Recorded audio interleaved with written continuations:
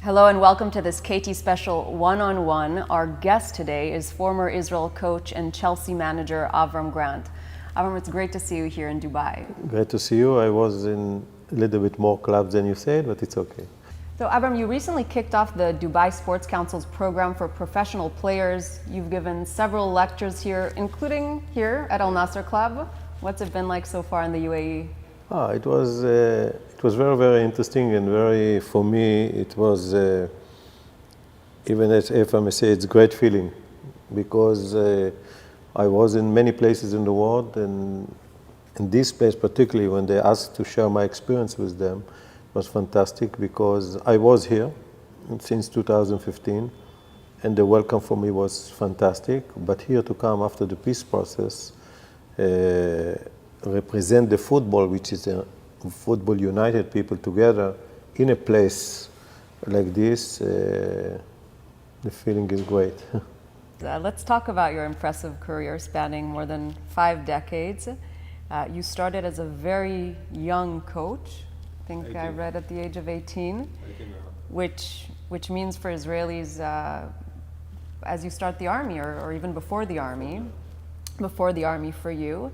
You also coached Israel's national team, but it seems, and tell me if I'm wrong, that people will remember you most from your time as the manager of Chelsea.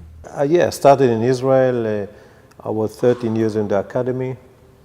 We created a very good academy in a very small town, not in a big club. And then I became the coach of this club, and then Maccabi Tel Aviv, Maccabi Haifa, top clubs in Israel national team. And then I came to England, and of course everybody will remember my time in Chelsea, because I received the team in a very bad situation. And I remember the messages that everybody said to me, why you do it, why you take the team out from Mourinho. And one good friend of mine said to me, you can be the clown of the world, because there is no chance to do well in this team. And we did very well. We almost took the champions after we come from behind, and of course Champions League final, when we lost the final in one penalty when we was the better team. So people like to remember success, and I'm lucky or not lucky that I was there. How do you look at your own career if you have to choose a career highlight? Oh, there is a lot of highlights. I remember when I started, after I was 18, I started by coincidence, because they delayed my army, and by coincidence I started to coach. And I remember that after 2 years, we took the cup of under 14 or something. Wow, I thought that is the highlight of my life. First time in a small club and something like this. And then came more highlights. I cannot put the finger and say this is the highlights, but I think if I can choose a moment that combine everything, my childhood, the influence of my childhood, my parents, and everything through the main job that I was facing, I think it was the semi-final of Chelsea against Liverpool, because 3 reasons. The football reason, that Chelsea lost at the same stage, which was very, very unique to play 3 times against the same team, 2 teams from the same country, and became first time in the history for Champions League final. And second, it was the Holocaust Day, that have a lot of meaning for me, because, as you know, my situation in Israel is not so usual, because my father came from Poland. He survived the Holocaust, was the most optimistic guy that I met in my life, and my mother came from Iraq. Not far from here, by the way, 1 hour, 2 hours flight. She came when she was 20 to Israel, so they got married together, and I was the first son and first child. And my father was survivor of Holocaust. He buried his father, his mother, his 2 sisters with his own hands, 13 years old. Imagine, they died from cold and hunger. And even though he was the most optimistic guy you ever met, he was always positive, always happy. And even he said, I was trying to find everything about his past just to learn. Yeah? And then the Holocaust Day, which is a very, very important day for me, and that's it, was the game. So it was together. And that was the reason that I put the black band on my arm with the yellow dot. And I say, if we win, I want that everybody know that how this day is very important to me. And we did a big achievement in a sport that united people together. And maybe this is the highlight, because it was not just football for me. People say to me, it's a lot of pressure, it's a lot of pressure. With all the respect, I prefer this pressure of game than to be in a game where we gain against a Wycombe, which not inside everybody, because we always want to achieve something. With the achievement comes the pressure. Do you miss the pressure? Yes, a lot. I miss two things in football, because football gave me a lot, and one of the things that I can share my experience in different countries.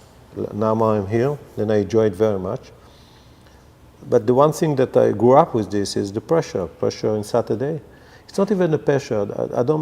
It's not pressure. It's part of my life. It's the competition, because when you come to the game, your enemy, it's not your enemy, it's your rivals. In the same pitch, you see the pitch here. Because in business, you don't see others. In politician, even, you don't see others, etc. And here in the same pitch, and you need to show who is more strong physically, who is more clever, who is more strong mentally, in a different situation. I missed it a lot. And then you need to maintain if you are winning, you need to recover when you are losing.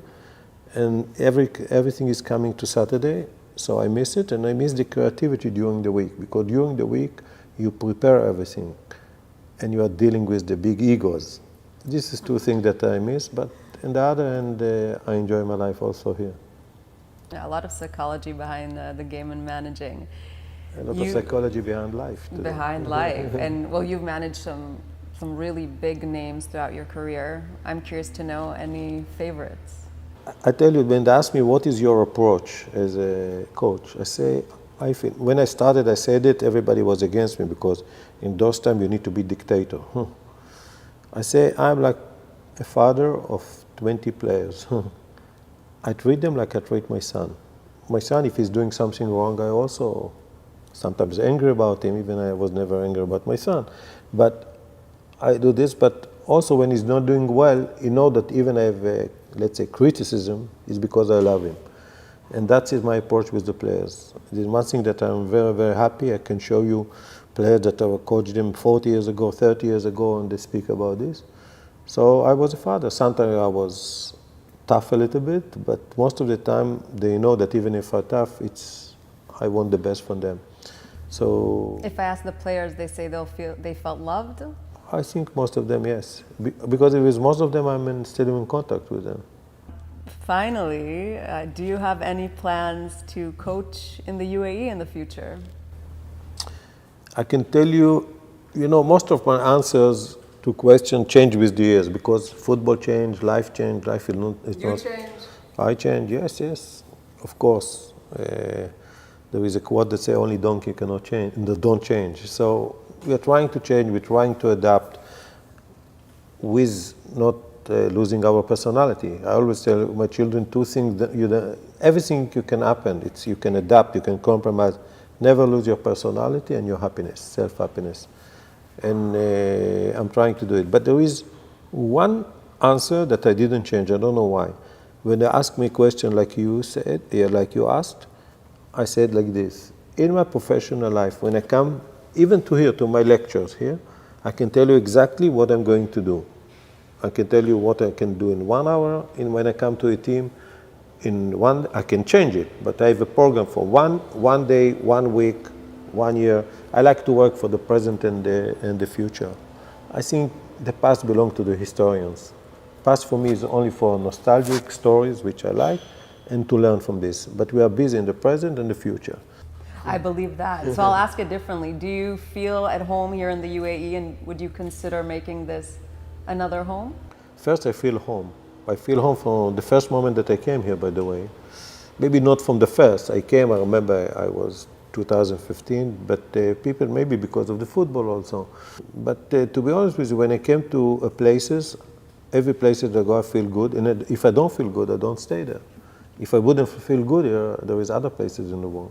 And here you've been for a while, so I believe you feel good. And I come again and again and again. You know, now we are speaking free after the peace process. For me, it was a dream because I grew up differently, and I feel good. And I really want to take the leaders here that took this step, and I think it will be also direction for others. They was very brave and they was clever to do that, because I think for me leadership is to think about the people. The former Prime Minister of Israel said very nice thing. They asked him, why do you do this? It's not what the people want. He said, I don't know what the people want. I know what people need. And the leaders here took two decisions. First, to develop this place. I saw a picture 20 years ago and I compare it to now. So they had a vision. And I say even in my lecture, vision is not enough, but everything starts from vision. Then they did it. And secondly, the peace process, which I think, you know, always there will be difficulties, but it will lead only to good things. And to tell you one more thing, as a guy that faced everything, and we are from the same country, I don't know if it will lead or not lead. I'm sure it will lead, but it's better than the other choice. Avram Grant, former Israel coach and Chelsea manager, thanks so much for speaking with us today. Thank you, my pleasure.